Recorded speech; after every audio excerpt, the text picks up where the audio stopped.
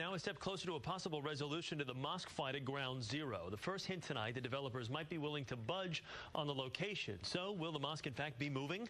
CBS 2 political reporter Marsha Kramer now has the story.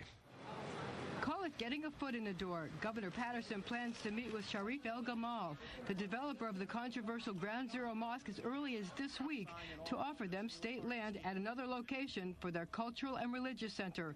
Paterson told Congressman Pete King about the meeting. King said the governor asked him to make it public. The purpose of it would be for the governor to discuss with the leaders of the mosque where state property is available, whether or not the people from the mosque will be willing to consider that property. And the governor seemed very enthused about it. For at least a week, the governor's message to the developers has been succinct. That I hope that the type of cultural understanding that they're trying to promote when they build the center could be practiced right now. Sources tell CBS 2 the governor is concerned that Mayor Bloomberg, a staunch supporter of putting the mosque at Ground Zero, and President Obama might be advising mosque leaders to dig in their heels and insist on the present location.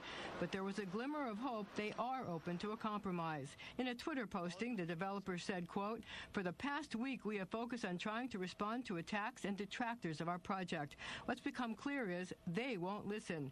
Starting today, we are going to begin addressing questions regarding Park 51. We are open to any sensible discussion." Paterson's office confirmed that discussions between his staff and the developer's staff have been ongoing and said the governor expects to have a meeting scheduled in the near future. Congressman King says the openness of the developers to a compromise will be the real test of their intentions. If the leaders of the mosque take up the governor on his proposal, it would show that their real intention is to bring people together, to build bridges, and not just to make a political statement by having a mosque at Ground Zero.